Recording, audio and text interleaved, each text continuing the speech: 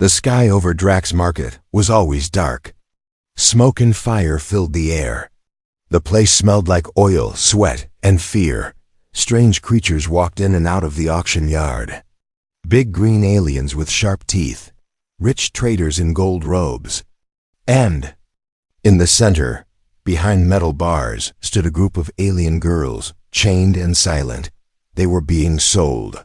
Some were crying. Some looked angry. But most were quiet, their eyes empty like broken glass. Suddenly, someone new walked into the market. He didn't look rich. He didn't look dangerous. He looked old. He was a human, the only one here. His name was John, white hair, long coat. A walking stick made from polished metal. His ship was small, worn out, and full of dust. He looked more like a farmer than a buyer. The traders laughed. Look at him. He's going to buy slaves with bones and stories. But John didn't laugh. He just walked slowly to the cages, his tired eyes looking at the girls one by one. He stopped at a tall, silver-skinned girl with red eyes and long claws. A warrior species from the planet Zaros. She stared back at him without fear. Next, he looked at a quiet girl with feathers instead of hair. Her eyes were gentle, glowing blue. She looked away, shy and scared. The third one was taller than both. She had green scales and a long tail. Her face had no emotion. She looked more like a statue than a person. John pointed at the three girls. I'll take these three. The trader blinked. All three? You got the credits, old man. John pulled out a card. The trader scanned it, and his eyes went wide. Full payment. No tricks. You're serious? You know what these girls are? That one bit a guard last week. John nodded. I know. Give me the keys. The trader laughed. Fine, but don't blame me when they kill you in your sleep. The metal doors opened. The girls didn't move. John walked closer and said gently, Come with me. You're free now. They looked at him, confused. One of them, the warrior, stepped forward. Free? We are not free. You paid for us. You own us. John shook his head. No one owns anyone on my ship. If you want to leave, you can. If you want to stay, you can. Your choice. They didn't believe him. But they followed, slowly. As they walked through the dirty streets, people stared. An old man with three strong alien girls behind him. It looked like a joke. Or a trap. Inside the ship, the girls sat quietly. They didn't talk. They didn't eat. John brought them food and blankets. He didn't ask for anything. He didn't touch them. He just smiled and said, You can sleep here tonight. We'll leave tomorrow. The warrior girl whispered to the others, He's tricking us. He wants something. The bird-like girl replied, But he hasn't even asked our names. The one with green scales said nothing. That night, the girls couldn't sleep. They took turns watching the door, waiting for John to come in and demand something. But he never did. The next morning, the ship took off. Stars moved past the windows. The girls stayed together, afraid and confused. John walked into the room holding 3 small cards. Your new IDs, he said. You can use them anywhere. You're not property anymore. The warrior stood up. Why are you doing this? John looked at her with tired eyes. Because someone should have done it a long time ago. She stared at him, trying to find a lie in his face.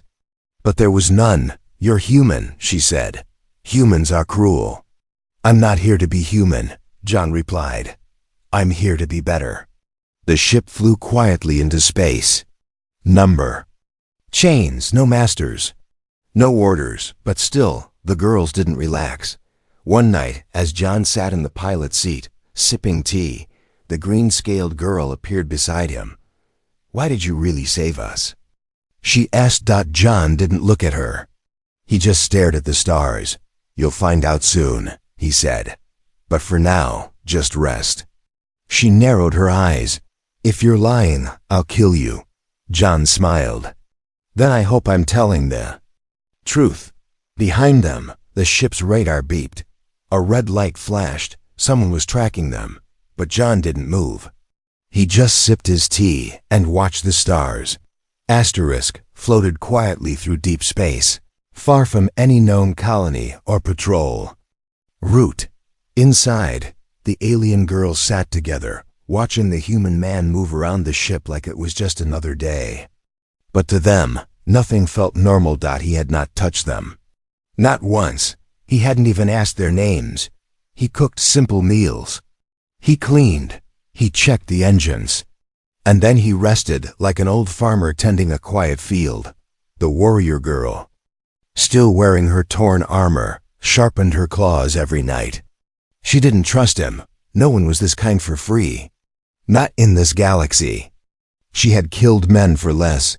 The feathered girl sat in silence, always holding a small lightstone from her home planet. She had once healed wounds with her hands, but now her spirit felt cold. She didn't understand this human. The scaled girl moved like a shadow, always watching. She had no tears left. She had seen death, slavery, and betrayal. But this man, this strange, slow, soft-spoken man, confused her. On the third day, the old man gathered them in the ship's mess hall. He set food on the table and sat across from them, tired but calm. "I can't make you stay," he said. "But I won't drop you off just anywhere. I have a small home on a quiet moon. No slaves, no wars, just peace." The girls didn't answer. He continued, "You can live there. Or I can teach you to fly this ship and go wherever you like. You decide. No one will own you again." The feathered girl's voice was soft. "What? What do you want in return?" He looked at her with sad eyes. "Nothing." The warrior leaned forward. "Lair, everyone wants something." "I already have what I want," he said. "To do one good thing before I die." His words hung in the air like smoke. That night, the ship's engines slowed. They were approaching the moon. Through the windows, the girls saw green fields, small buildings, and a clear sky. John showed them the rooms inside a little dome-shaped house. Each had a bed, soft lights, and a window that faced the stars. The feathered girl cried for the first time in years, quiet tears falling into her hands. The scaled girl said nothing, but her tail moved slowly, side to side, not a threat, but something like curiosity. The warrior stood at the doorway of her room and asked, "What is this place?" John looked around. "Home, if you want it." For days they lived quietly, no orders, no punishments. John gave them small tasks, gathering water, fixing old tech, planting food. Not as servants, but as equals. He taught them how to use the kitchen. He showed the feathered girl how to plant herbs that could be used for healing. He gave the scaled girl access to his ship's systems, and the warrior? He let her train. He built a sparring area just for her. Each girl waited for the trick, for the chain, for the command. It never came, but something else did. Late one night, as John slept in his old chair near the fire, a soft beep echoed through the house. A red signal blinked on his communicator. Unknown ship detected. No ID, no voice, just silent movement. Heading their way, the scaled girl saw it first. She stood in the shadows, eyes locked on the signal. She didn't wake the others. She didn't even wake John. She just watched the screen and remembered the last time someone followed her. And she whispered to herself, voice cold and steady, "They found us." Asterisk. She didn't blink. The green-scaled girl stood alone in the dim glow of the ship's screen, her eyes locked on the small red dot, moving closer across space. It wasn't a random traveler. It wasn't a trade ship. It was a hunter, quiet, cold, and coming straight for them. She didn't wake John. She didn't trust him. Not yet, not fully. Instead, she crept through the quiet house, her clawed feet silent on the floor. She found the warrior girl sharpening her blade with a focused look on her face. "They're here," the scaled girl whispered. The warrior didn't ask who. She simply stood, took her weapon, and nodded. Some names didn't need to be said. The past always found a way back. The feathered girl was harder to wake. She had been dreaming for the first time in years. In her dream, she was flying, but now, her wings trembled as the others told her what was coming. By the time John opened his eyes, all three girls were standing in his doorway, silent and ready. He didn't act surprised. He just sighed, stood slowly, and said, "How long do we have?" 2 hours, the scaled girl replied. "Then we prepare." John walked toward the ship with steady steps. The girls followed, confused but alert. "Are you going to hand us over?" the warrior asked, blunt and cold. John glanced back. "If I wanted to, I would have done it long ago." The ship wasn't strong. It was old, patched with different metals and wires, barely held together by memory and effort. But John knew every bolt, every trick, every weak spot, and how to hide. He opened a small storage bay. Inside were old weapons, not powerful but clean and charged. He handed one to each girl. "I hope you don't have to use them," he said. The feathered girl hesitated. "Can't we run?" "No, they've already locked onto us," John replied. "But if they get inside, fight smart. You're not weak anymore." They waited in silence, and then the hunter's ship arrived. It didn't speak, no warning, no offer. Just a slow approach, and then bang, the sound of metal against metal as it docked. The lights in John's house flickered. Doors unlocked. Sharp hiss, the first hunter entered, tall, covered in dark armor, helmet glowing red.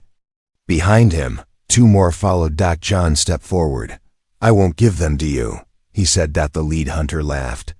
"You bought them. You don't get to change the rules. They are not property." The hunter raised his weapon. "Then, you'll die for nothing." A blast echoed through the room, but not from the hunter's gun. The warrior girl moved first. Her blade sliced the second hunter's side. Before he could even react, the feathered girl ducked and threw a flash device. John had given her bright light, smoke, screams. The scaled girl tackled the third one. Her claws sharp and fast, her tail striking like a whip. John fired once, aiming low, knees, not heads. He didn't want to kill. He only wanted to protect. Minutes felt like hours. When it was over, the hunters were alive, but beaten, broken. John stood over them. "Tell your masters," he said. "These girls are not yours. They never were." The hunters dragged themselves back to their ship. No words, no threats, just pain and retreat. When the ship left, silence returned, but it was not the same silence as before. The girls stood together, breathing hard, tired, bloody, but standing. John leaned against a wall, catching his breath. The warrior girl looked at him. "You didn't have to fight." "Yes, I did," he said. "Why?" asked the feathered girl. John looked at her, then all of them. "Because someone once saved me, and I never got the chance to repay them." The scaled girl stared at him for a long moment. Then softly she said, "Maybe we can repay you." But even as they spoke, high above the moon, another signal blinked in deep space. This time, not just a ship, but a name. Someone from John's past, someone who had waited a long time, and now they were coming. Rain fell softly on the roof that night. It shouldn't have rained. The moon's weather system was stable and dry, but John had made changes years ago. He missed Earth. He missed the sound of water tapping on the walls, like a gentle knock. So he made the sky cry when he couldn't. Inside the quiet home, everyone slept, or pretended to. The green-scaled girl sat beside a window, staring into the dark. Her wounds had healed, but not her questions. The warrior girl cleaned her blade slowly, her back against the wall. No enemies tonight, only memories. The feathered girl laid on her bed, turning a metal card in her fingers. John had given it to her days ago. and she still hadn't looked at what was inside. Not until now, she finally pressed the corner. A small hollow image blinked to life. A photo dot. It was old. Faded. A younger John stood in the center. Behind him, smiling, was a human girl with bright eyes. Not much older than the alien girls. Her arm was around a tall insectoid alien, also smiling. The feathered girl sat up. She tapped the screen again. More pictures. Humans and aliens standing. Together, laughing, working, hugging. Another image appeared. The same human girl, this time in a uniform. A soldier. In the final photo. A coffin wrapped in Earth's flag. The screen went dark. She didn't cry. But something inside her cracked. The next morning, she approached John as he worked in the garden. "That girl," she asked softly. "She was yours?" John didn't look up. "My daughter. She fought for aliens. She died for them."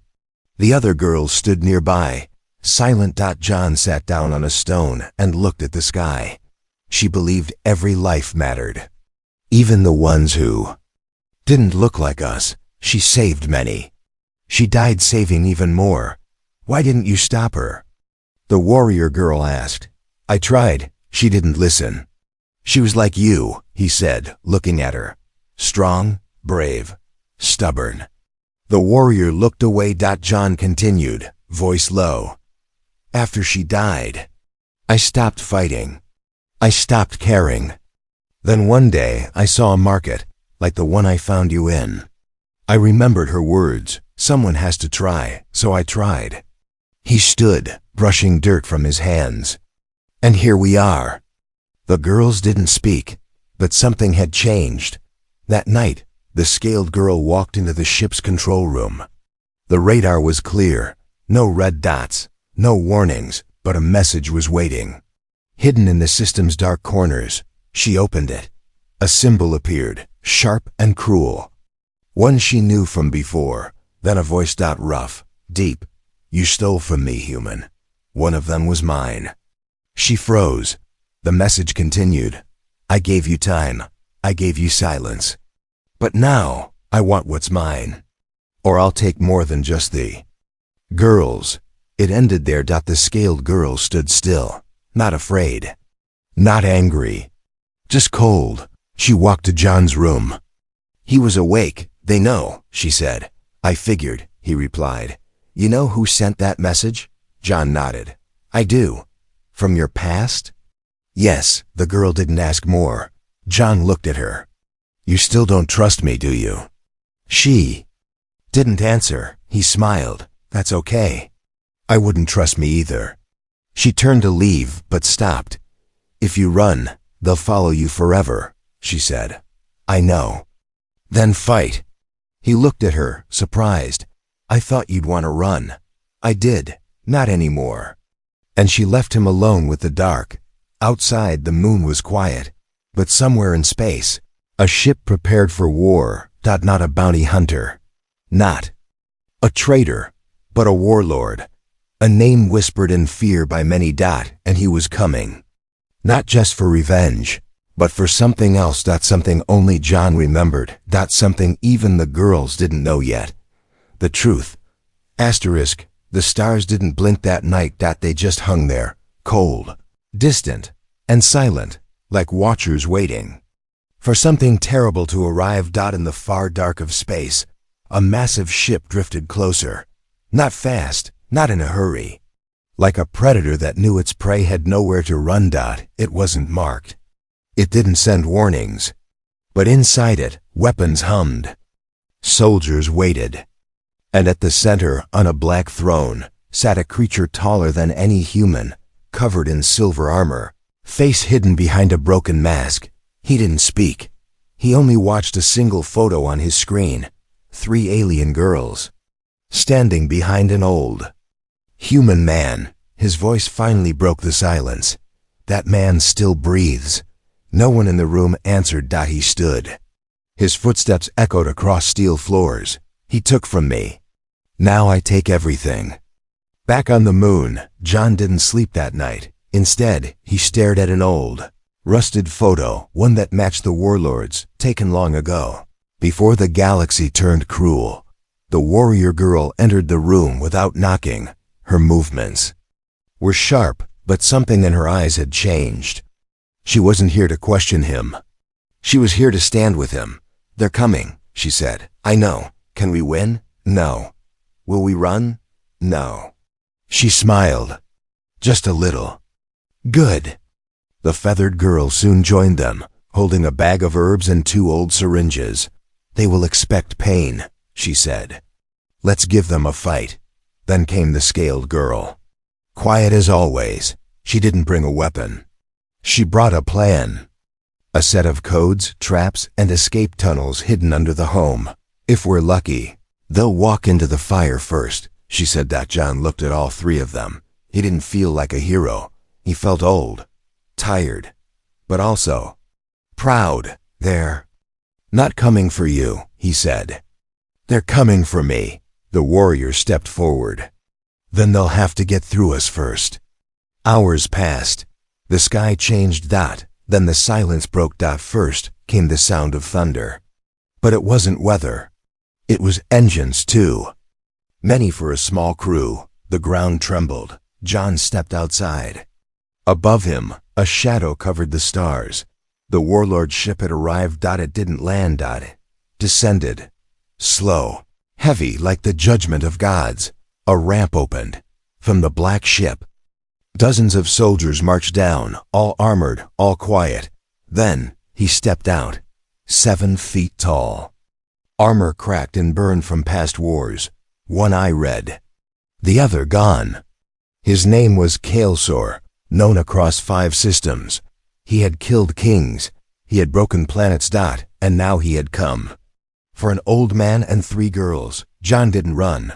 He walked forward, hands empty. Kalesor stopped a few steps away. The 2 stared at each other like ghosts from the same grave.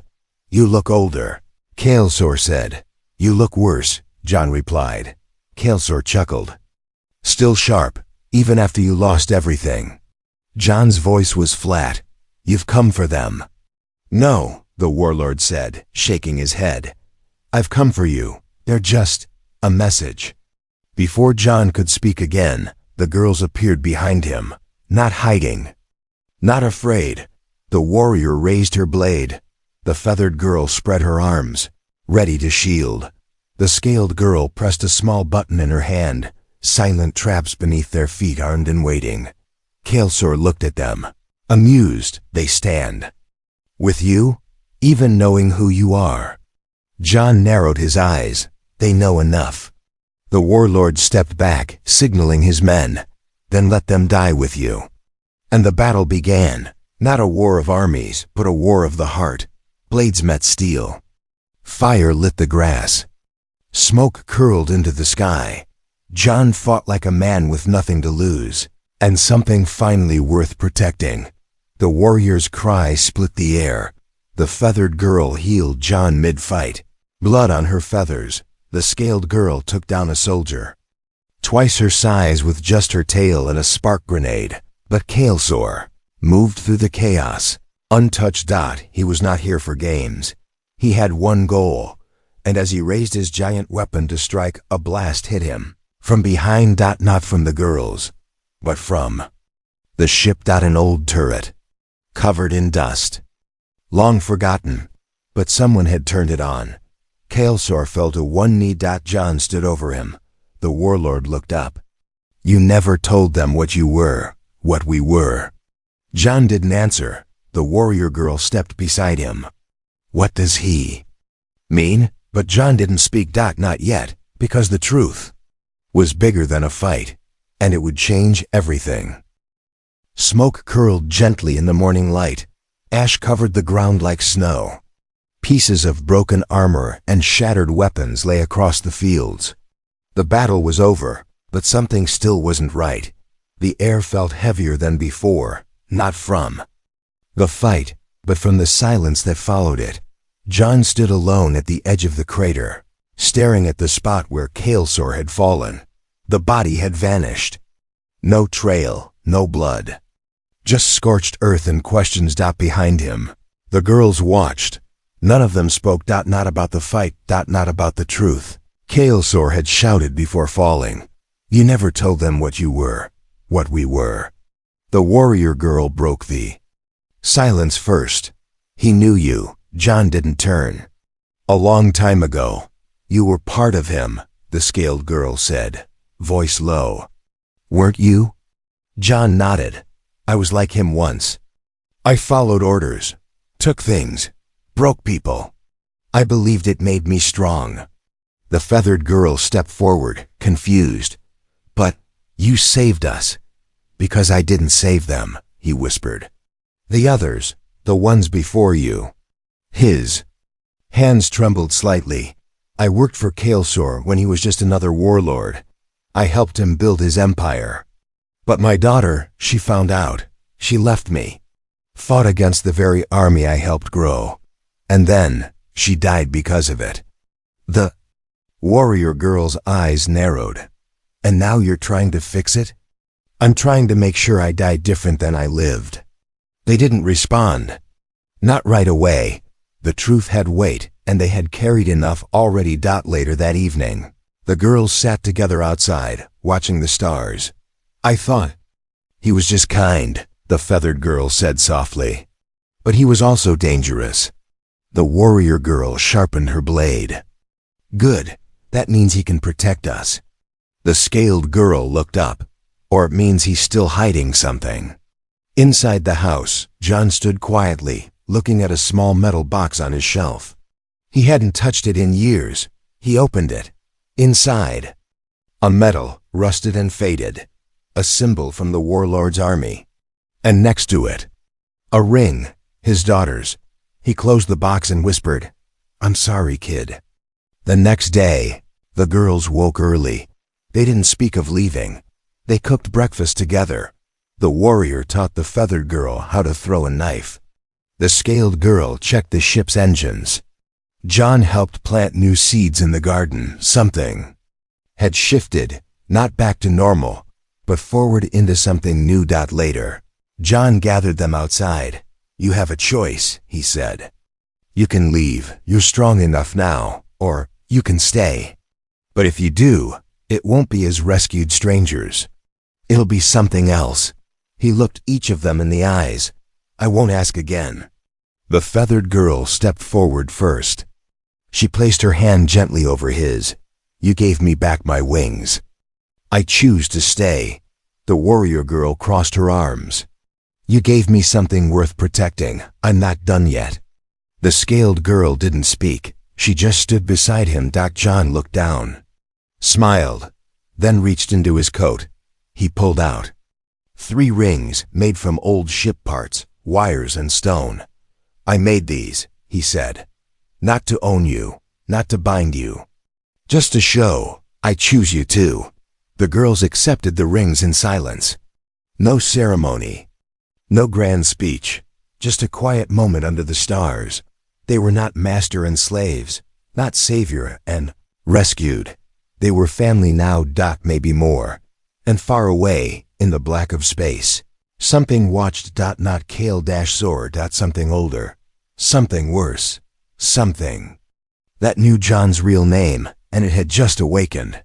Asterisk. The sun rose late that morning. It was quiet. Too quiet.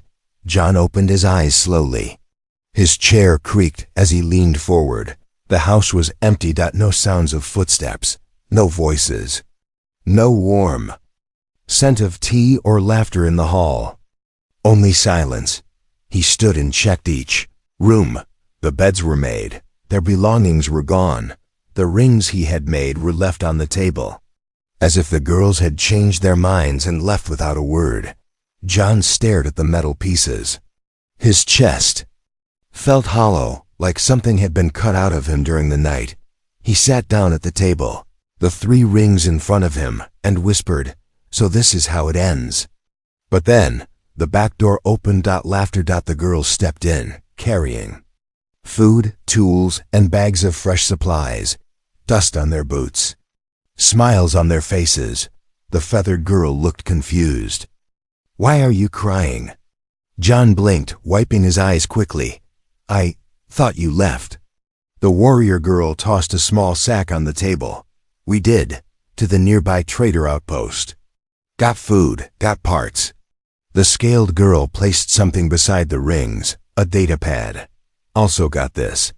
It belongs to you. John picked it up and saw a symbol. Old forgotten. His eyes went wide. This came from the core vaults. No one's accessed this in years. The scaled girl nodded.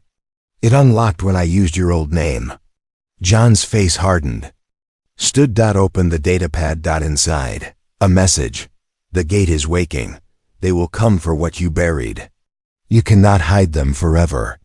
The air in the room grew still. The girl stared at him. What gate? The feathered girl asked. John didn't speak for a long moment. Then, slowly, he walked to a wall in the back of the house, pressed his hand to it. The wall opened, revealing a hidden chamber. Cold air rushed out. Inside, a large metal door, covered in warning signs and alien symbols. The girls followed. Confused, John looked back at them. This is why Kalesor wanted you, not just because of who you were, but what's inside you. The warrior girl frowned. What do you mean? John placed his hand on the door. The three of you, different species, different worlds, but connected, not by chance. You're the key. He looked at the feathered girl. Your healing comes from old tech, forbidden's tech. Then at the scaled girl. Your blood carries signals, locked frequencies from before the wars. Then the warrior, and you. Your body is immune to the corruption behind this door. He stepped back. I thought I could protect you by hiding this, by giving you freedom, by pretending we were just a broken man and 3 lost souls. But you were never lost, he said. You were chosen, not by me, by something older. The door began to hum. It opened slowly. Inside, light, floating machines, symbols in the air. A warm glow that felt alive. It wasn't a weapon. It wasn't a trap. It was a seed. Not of war. Of rebirth. The girl stepped closer. John stayed behind. This is your choice now. You can take it. Or you can walk away, live your lives. No more fighting, no more past. The feathered girl reached for his hand. You're coming with us. John shook his head, smiling softly. No, I've done enough. The warrior girl frowned. You're part of this. The scaled girl didn't speak. She just took the rings from the table and placed them back in his hand. The door's light grew brighter. And then they stepped inside. Together, not as soldier, healer, spy. Not as old man and rescued girls, but as something new. As the gate closed behind them, the stars above shifted. Across the galaxy, machines stirred, eyes opened, voices whispered. And somewhere, something smiled. Because humanity had done what it always does. It changed the story.